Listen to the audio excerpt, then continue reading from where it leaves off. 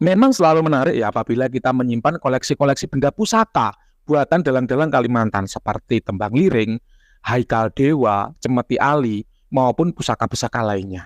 Sebagaimana klien kita kali ini yaitu klien nomor 5405 yang menerawangkan sebuah haikal dewa. Seperti apa kualitasnya? Simak video lengkapnya.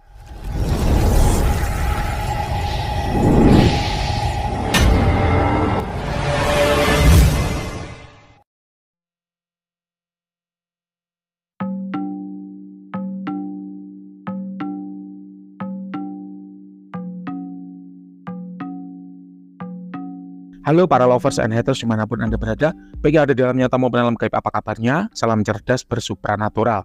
Berjumpa kembali dengan Mbak Wira, Guru Besar Padepokan Sekelat, Rajanya Azimat. Hari ini Rabu 31 Juli 2024, jam 9.30 pagi. Kita sedang mbak ini klien nomor 5405 yang menerawangkan sebuah haikal dewa. Haikal dewa ini Mbak Wira nggak ngerti ya belinya di mana, harganya berapa, atau praktisi yang berritual siapa. Jadi apapun nanti hasil terawangannya betul-betul tidak ada unsur ingin menjatuhkan dagangan siapapun. Atau juga Mbak Wira nggak kenal ya siapa pembuatnya. Kemudian yang kedua, Bapak Ibu semua, Mbak Wira itu tidak jualan haikal dewa. Ya, perlu ditegaskan bahwa Mbak Wira nggak jualan haikal dewa. Itulah kenapa nggak ada unsur yang menjatuhkan dagangan orang lain. Saya juga nggak jualan kok. Artinya kan tidak ada persaingan atau secara dagangan. Haikal dewa ini Mbak Wira periksa dengan beberapa metode. Yang pertama yaitu secara vibrasi energi. Kenapa? Karena adanya tuah dalam suatu benda itu muncul dari kandungan energi yang ada dalam benda tersebut. Meskipun memang betul ada sedikit benda atau minoritas benda bertuah namun tidak ada energinya ya. Itu mestinya disebabkan karena Mbak Wira belum mampu menjangkau ke arah sana. Jadi ada memang tapi sedikit sekali. Mayoritas apabila satu benda itu bertuah, maka Mbak Wira bisa menelusuri karakter energi yang ada dalam benda tersebut. Dan hal itu sudah diuji berkali-kali, ribuan kali ya, di semua video-video YouTube terawangannya Mbak Wira. Kita kembali. Haikal dewa ini Mbak Wira periksa dengan beberapa metode. Yang pertama secara vibrasi energi. Nah, energi sendiri yang terkandung dalam suatu benda bertuah itu ada beberapa macam. Yang pertama yaitu energi alam. Energi alam adalah energi yang berasal dari alam dan masuk ke dalam suatu benda dengan dua cara. Yang pertama yaitu masuk sendiri secara otomatis tanpa campur tangan manusia. Contohnya pada benda-benda yang kita sebut dengan mustika, rantai babi misalnya. Kemudian minyak bintang ya. Atau rambut hantu Mariaban. Nah, itu adalah benda-benda yang memang secara alami dia mengandung energi alam. Nah, kan Kalimantan kan pusatnya atau benda-benda kayak gitu itu. Kemudian yang kedua adalah energi alam itu dimasukkan oleh seorang praktisi dengan beragam ilmu. Macam-macam ilmunya Pak. Kalau Mbak Wira sendiri pengguna ilmu kejawen, misalnya ya, itu ada mantra yang semar ataupun aji coroko sungsang. Misalnya, kalau Kalimantanan ya Mbak Wira kurang paham, tapi pasti ada, Mbak Wira yakin. Ya karena ilmu-ilmu Kalimantan juga nggak kalah hebat gitu loh. Nah, untuk benda dari klien nomor 5405 ini kalau menurut Mbak Wira mengandung energi alam yang bagus dan positif untuk tuah kerejekian. Ya, untuk tuah kerejekian Mbak Wira hafal banget nih. Kalau karakter energinya kayak gini, ini kerejekian. Nah, jadi kalau dari skala 1 sampai 100 kira-kira ada di level 60 ya. Nah, energi ini udah aktif Pak. Jadi ketika bendanya itu Anda bawa, maka otomatis energi kerejekian, tuah kerejekiannya itu otomatis jalan.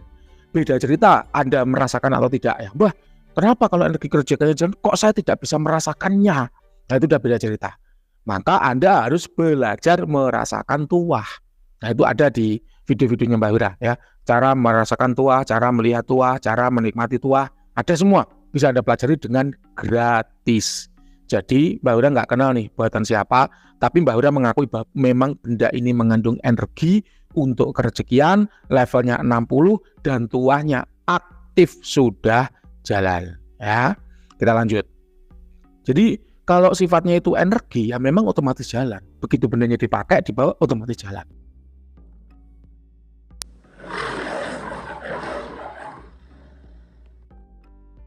Sama seperti orang-orang zaman dulu yang ya membawa muta besi untuk keselamatan diri atau cemeti ali untuk keselamatan diri. Itu mau disadari mau enggak, tuahnya pasti jalan Pak.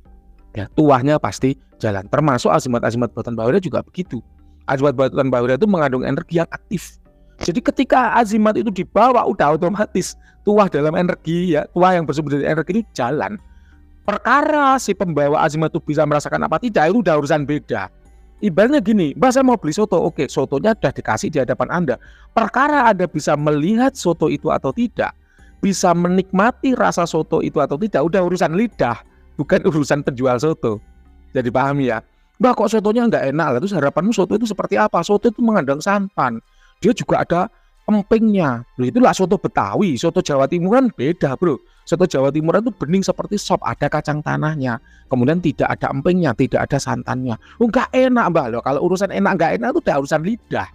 Ya, kalau Anda mau belajar menikmati soto Jawa Timuran, ya belajarlah, videonya ada di YouTube-nya Mbak Wira. Cara menikmati tuah, cara melihat tuah, cara mengawali tuah. Cuman urusan penjualnya adalah menghidangkan soto sesuai dengan yang Anda beli. Ibaratnya itu seperti itu. Kita kembali. Mbak Wira nggak membela siapapun ya, atau juga Mbak Wira nggak kenal siapa pembuatnya. Yang kedua, ada yang namanya energi manusia.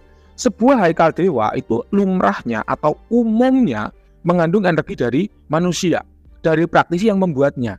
Umum itu wajar. Ya, namanya juga dalam ritual itu benda itu kan dibawa. Jadi dalam proses pembuatan haikal dewa sangat memungkinkan energi si manusia praktisi yang berritual itu masuk ke dalam benda tersebut. Nah, untuk haikal dewa dari klien nomor 5405 ini, kalau menurut Mbak Wira tidak ada energi manusianya. Entah karena apa. Wallahu alam. Mbak Wira juga nggak ngelihat proses pembuatannya. Mbak Wira juga tidak mengamati benda ini sejak pertama kali dikeluarkan oleh pabriknya. Ya, jadi Mbak Wira nggak bisa cerita karena bisa jadi energi itu habis, bisa jadi energi itu rusak karena pantangannya dilanggar dan sebagainya. Ya, jadi ada banyak sebab yang ya bisa mengakibatkan suatu benda bertuah itu kehilangan energi manusia ataupun kehilangan kodam dalam benda itu. Ada 5 perkara. Ya, dan itu ada videonya, nanti bisa diketik 5 penyebab benda bertuah kehilangan kodamnya. Muncul di situ nanti. Jelas ya? Yang ketiga adalah kodam. Kodam adalah entitas astral yang sudah ditundukkan dan diikat perjanjian agar patuh loyal mau membantu manusia. Itu namanya kodam. Kalau belum ditundukkan dan belum diikat perjanjian, maka kita menyebutnya jin. Apa bedanya jin dengan kodam? Kodam adalah jin yang sudah ditundukkan.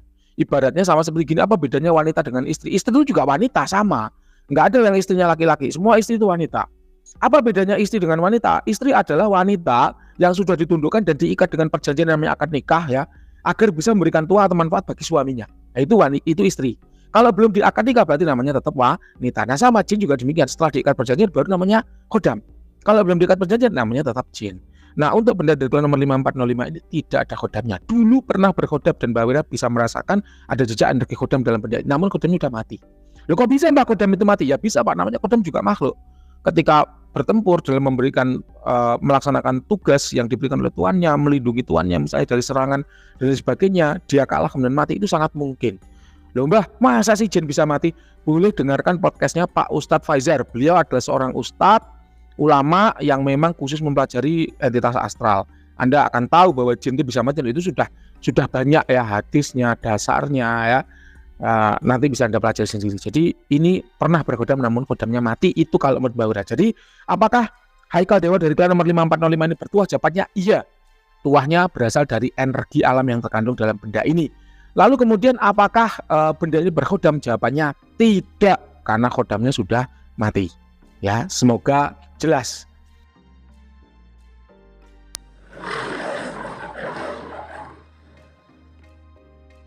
Kemudian Mbak Wira berusaha ya mencari-cari keberadaan dalam benda ini, karena kita nggak boleh ya mendasarkan suatu kesimpulan itu dengan satu pengamatan aja. Jadi Mbak Wira mencoba menggunakan teknik visualisasi. Di sini Mbak Wira mencoba mencari tanda-tanda manifestasi atau tanda-tanda keadaan suatu entitas astral dalam benda bertuah.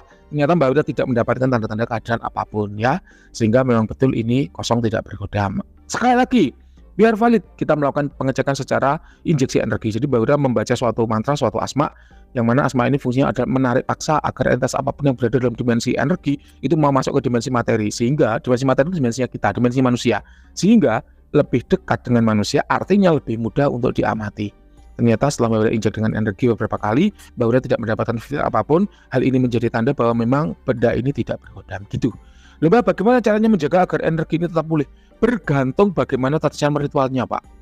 Ya, karena tiap tata cara ritual itu membuat sebagai konsekuensinya membuat tata cara perawatan yang berbeda-beda juga. Mbak Wira nggak pernah terus terang punya haikal dewa, nggak pernah. Kalau tembang liring pernah. Itu Mbak Wira rawat dengan dibakarkan dupa gaharu herbal cap raja umyang. Nanti untuk link pembelian ada di kolom deskripsi ya.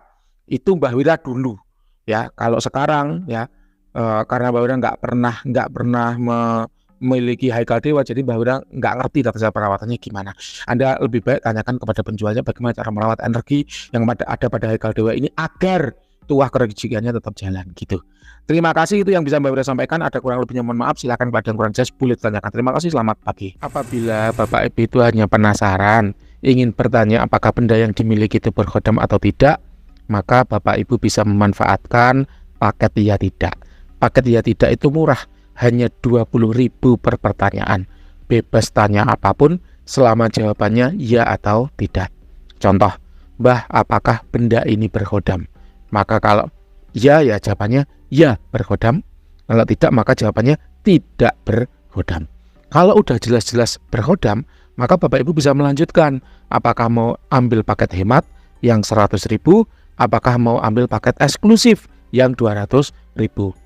Hal ini yang Mbah Wira keluarkan, program ini Mbah Wira keluarkan dalam rangka menjawab kegelisahan Bapak Ibu semua. Karena ada saja klien-klien itu yang gerundel, yang mengeluh ya ketika Mbah bayar mahal-mahal 200.000 ternyata bendanya kosong ya. Maka dari itu Mbah Wira keluarkan paket hemat, paket iya tidak gitu ya, dengan harga 20.000 saja. Jadi win-win solution. Anda sebagai orang yang punya asimat terbantu. Dengan cara apa? Nggak usah keluarkan 200.000, cukup keluarkan 20.000. Anda akan tahu apakah benda yang dimiliki berkodam atau tidak, sehingga bisa memutuskan apakah mau lanjut ke paket hemat, apakah mau lanjut ke paket eksklusif. Sedangkan bagi Mbah Wira sendiri juga nggak merasa direndahkan, nggak merasa diremehkan. Kenapa? Untuk menjawab sebuah benda itu berkodam atau tidak kan pengecekannya panjang. Sehingga kalau dibayar 20.000 ya sudah cukup lah. Gitu ya. Karena apa? Karena parkir aja bayar 2.000. Mobil itu parkirnya bayar 5.000. Masa Mbah Wira ngecek asimat itu gratisan gitu. Mbah, ini ada kodamnya apa enggak, Mbah? Kalau ada kodamnya saya mau transfer, Mbah, untuk terawat selanjutnya. Ya nggak bisa. Bayar dulu baru kemudian Mbah Wira cek. Kenapa?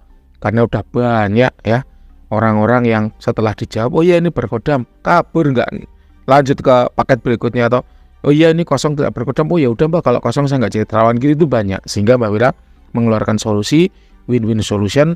Mbah Wira menang, Anda juga menang. Anda menang, Mbah Wira juga tidak kalah. Gitu Bapak Ibu ya.